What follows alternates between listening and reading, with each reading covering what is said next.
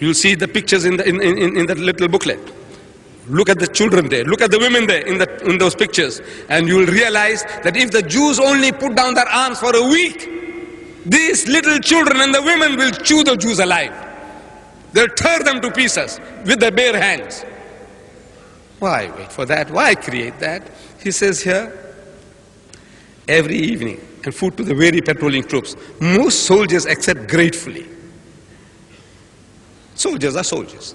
Somebody brings you hot soup, hot cakes, samosas, kusistas. Who wouldn't like to have them?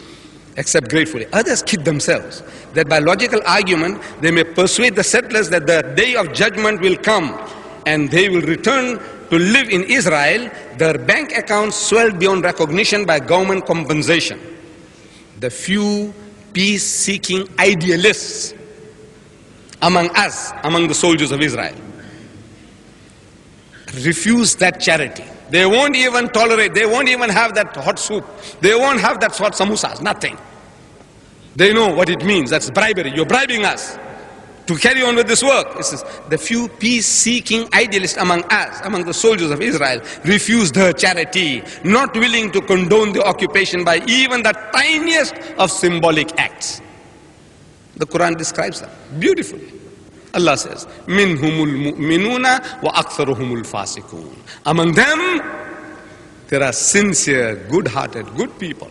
Among the Jews, God says in the Quran, "Minhumul mu'minuna wa aktharuhumul fasiqun." But the majority of them are perverted transgressors. And He says about those, yet there are Israeli politicians, those perverted transgressors, who for their own cynical ends perpetuate the myth that the intifada, the uprising, the revolution in the making is trifling. It's nothing. You got the gun, you got the power. So those who claim that the grassroots popular revolution can be quelled deliberately mislead the nation.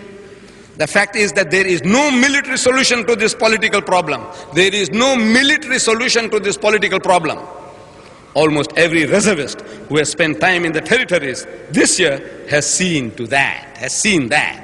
There is no political solution. There is no solution with the gun. And you carry on. He says, and if we stay, we are going to be dragged deeper into the quagmire. As world opinion shifts even further against us, eventually a solution of sorts will be forced upon us, upon the Jews. We will retreat with our tail between our legs, like a beaten dog with the tail between your legs. This is what he says. This is how you're going to end off.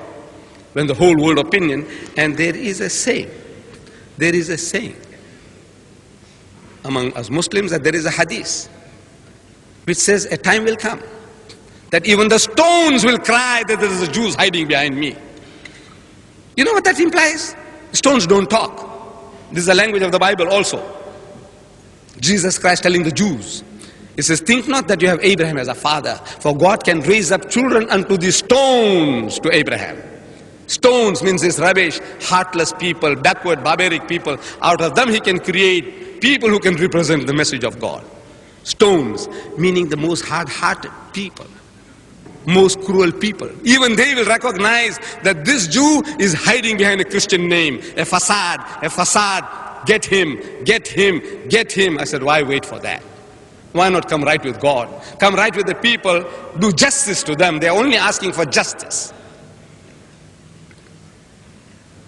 Anti-Semites, again and again, anti-Semites. Max I. Dimont, Jews know. An erudite Jewish historian, Max I. Dimont, in his book, Jews, God and History, on page 205, he says, today the Arab world is arising from its slumber. I say thanks to you Jews. If the Arabs can use the Jews to hoist themselves out of the abyss into which history has hurled them, they can be blamed no more than other nations which are playing similar power politics. It is up to Jewish leaders in their own national self-interest to convince the Arab leaders that the Arab world can achieve its legitimate aims with the friendship of the Jews as in days past. Astute statesmanship can relax the present Israeli-Arab tensions because they are not caused by deep-rooted racial and religious antagonisms, but that by temporary political expediencies. History has shown concludes Max Dimond.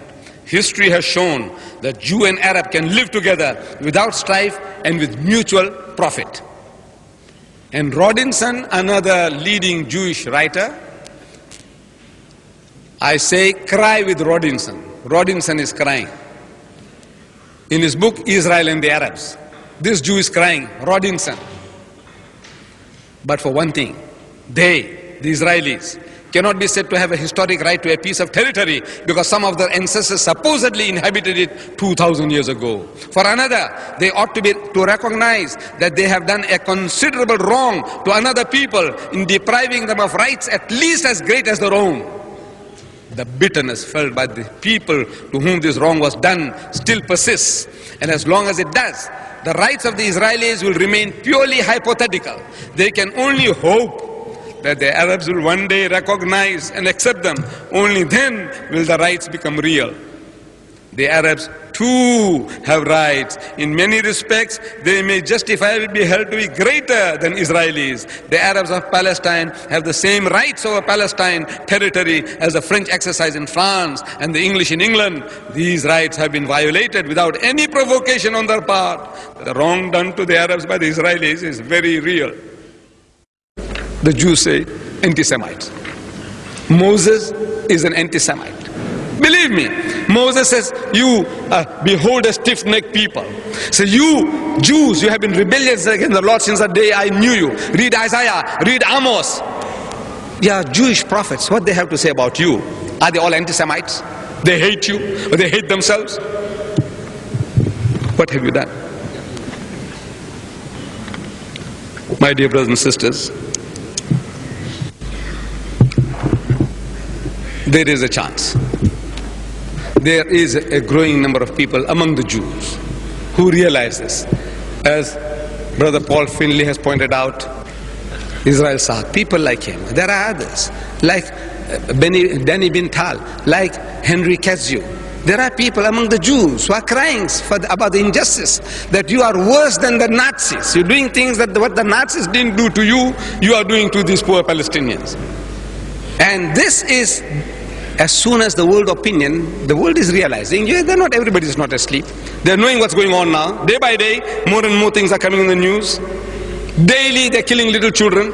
Little children are being killed daily. This is the fate in the Times Magazine, the weekly news magazine, international. We read there, the Palestinian question. I end with this. So what manner of man would retaliate against a stone-throwing child by shooting him in the back as he ran away? What kind of people are these who would shoot a stone-throwing child by shooting him in the back as he ran away?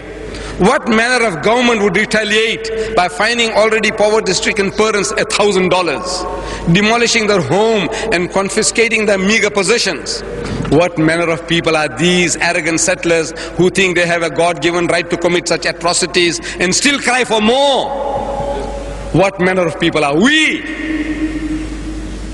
that we permit our government to give away billions of the American taxpayers' dollars to Israel every year, enabling it to continue to subjugate the Palestinian people? What manner of people are we, the Americans? This man is an American, Alice F. Smith from Santa Barbara, California, in the Times Magazine, February 20th, 1989. There are people who are waking up to the situation, and this will create either you change or destined for destruction. Wa akhiru da'wana alhamdulillahi rabbil alameen.